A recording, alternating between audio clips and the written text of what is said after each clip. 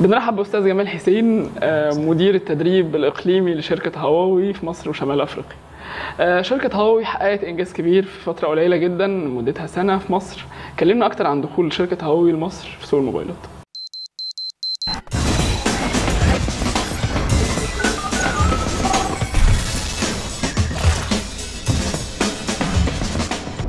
الحقيقة الفرق بين ممكن نقول من بعض الفروقات اللي هواوي عملتها عن المنافسين هي اهتمامها قوي بالأجهزة، من ناحية الماتيريال اللي بتاعت الأجهزة، السوفت وير اللي جوه، وفوق كل ده سعر الجهاز. كل ده خلى الكونسيومر المصري يفضل هواوي عن بقية الأجهزة اللي ممكن تبقى هتدي نفس الكفاءة بس بسعر أغلى شوية ومش بنفس الماتيريال اللي احنا بنستخدمها.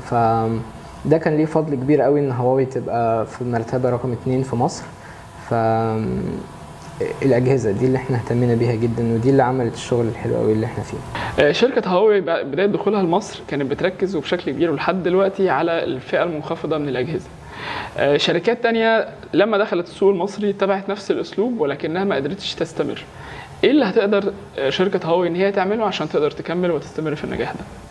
احنا عندنا اجهزه منخفضه السعر زي ما نقول واي 3 سي، وحققت نجاح كويس قوي في المبيعات في مصر. بس مش بس ده تركيزنا، احنا تركيزنا يعني من الفتره اللي فاتت، من اول ما نزلنا جهاز مثلا زي الجي ار 5، جهاز الجي 8 والجي 7، الاجهزه دي عملت مبيعات ممتازه جدا وفئات اعلى من الواي 3 سي بشويه كويسين. فاحنا مش بس هيبقى تركيزنا على الفئه الصغيره، واحنا كسبنا ثقه الزباين او الكونسيومرز في الاجهزه الميد رينج او الاجهزه المتوسطه، وكان ادائها فعلا اداء الاجهزه ممتاز جدا زي الجي ار 5 والجي 8 واجهزه كتيره جايه كمان.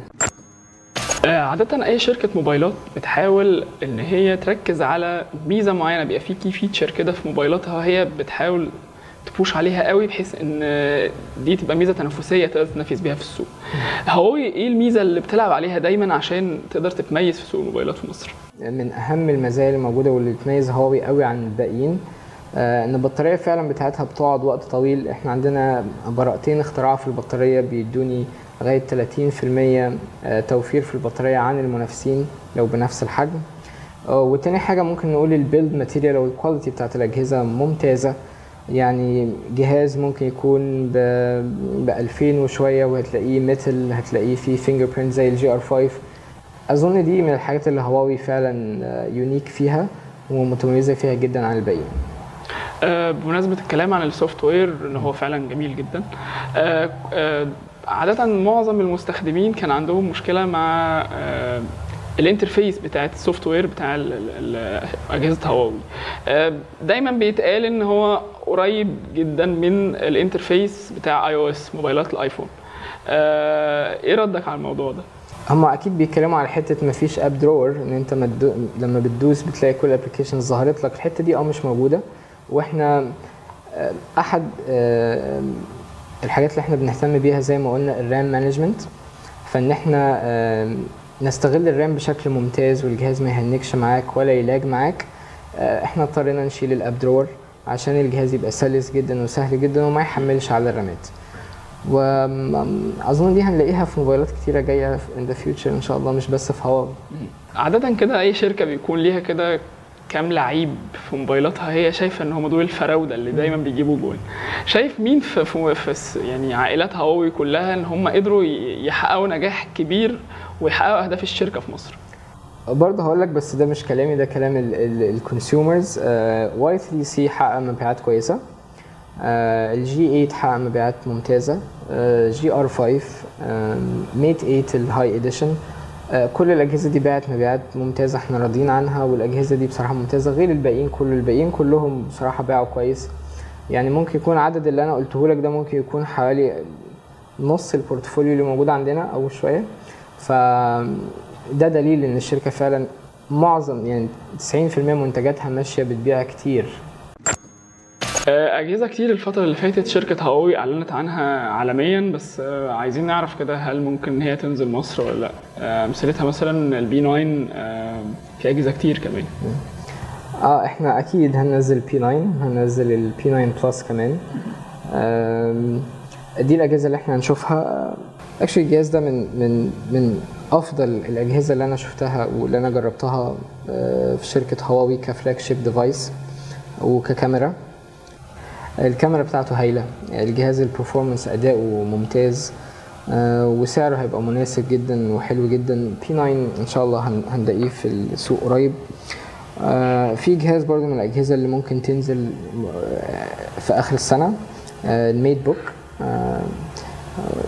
زي ما انت شايف كده هو جهاز ممتاز جدا، الثيكنس بتاعه شغال ويندوز 10 الجهاز، يعني you can use it. ممكن تستخدم الجهاز ده كلابتوب بتاعك وتستخدمه as a tablet لو انت عايز. خفيف وبطاريته كبيرة جدا، وده من افضل الاجهزة اللي احنا عملناها في المجال ده. اول مرة نخش مجال البي سي ونعمل جهاز زي كده. طيب خلينا نرجع شوية للبي 9. البي 9 كان مختلف عن الموبايل اللي قبله البي 8. انتوا في البي 9 الكاميرا بتاعته كان عليها ضجة كبيرة جدا اول ما اتكشف عن الموبايل خلال الايام اللي فاتت. كلمنا اكتر عنها وعن التكنولوجيا الجديدة اللي هو حاططها فيها. احنا الكاميرا معمولة بشراكة مع شركة لايكا. يعني اللي ما يعرفش شركة لايكا، هي لايكا من الشركات اللي بقالها اكتر من 100 سنة في مجال التصوير. لايكا مشهورة بالعدسات بتاعتها والكاميرات بتاعتها، والعدسات بالذات لان هي معظم افلام هوليوود مستخدمة بعدسات لايكا. فاحنا يعني اشتغلنا معاهم على الجهاز ده، وناس كتيرة بتسأل ليه كاميرتين ورا، ليه مش كاميرا واحدة وخلاص. دي برضو من الحاجات اليونيك ومميزة قوي في أجهزة هواوي، إن إحنا بننفرد بشوية حاجات يونيك. دي منها الكاميرتين اللي ورا، وخصوصا الفايدة منهم. يعني أكيد في ناس قبلنا عملوا حاجات كتيرة فيها كاميرتين، بس دول مختلفين. في كاميرا منهم بتصور الألوان، وفي الكاميرا التانية بتصور درجات الألوان مع الحاجات اللي فيها برايتنس، الحاجات الإضاءة فيها عالية، والحاجات اللي فيها شادوز او الحاجات الضلمه شويه. فده ممكن يكون فرق من الفروقات اللي موجوده بينه وبين جهاز زي البي 8 لما كان RGBW سنسور، W وايت يعني سنسور، فكان بيهتم شويه بالاضاءه. ده بيهتم بالاثنين، بالاضاءه العاليه وكمان المنخفضه، لانه في كاميرا خاصه بتعمل الموضوع ده. سياسه هواوي في البي 9 اختلفت شويه عن سياستها مع البي 8. في البي 8 نزل البي 8 لايت وبعديه نزل البي 8 ماكس. في البي 9 نزل البي 8 البي 9 سوري البي 9 مع البي 9 بلس. بس البي 9 بلس احنا قلنا بلس فهيبقى كبير، بس طلع اصغر من البي 8 ماكس. مش كل الناس بتحب الشاشه الضخمه 6 انش، لكن في ناس بتحب جدا وتفضل ال 5 و5 انش. فاحنا عملنا البي 9 هو 5 انش، 5.2 انش، 5 و2. فحجمه مناسب جدا للناس اللي بتحب الاحجام الصغيره في التليفونات، واللي عايز حجم كبير شويه. بس الميت 8 بالنسبه له حجمه اكبر وكبير، هيبقى مبسوط جدا بالبي 9 بلس، لان السكرين تو بادي ريشيو فيه ممتاز. فانت شايل جهاز 5.5 انش في جسم جهاز 5 انش. دي من المميزات قوي اللي هو ممتازه فيها السكرين تو بادي ريشيو. الشاشه واخده مقاس كبير من حجم الجهاز. نحب نشكر أستاذ جمال حسين، مدير التدريب الإقليمي بشركة هواوي في مصر وشمال أفريقيا. شكرا جزيلا. شكرا.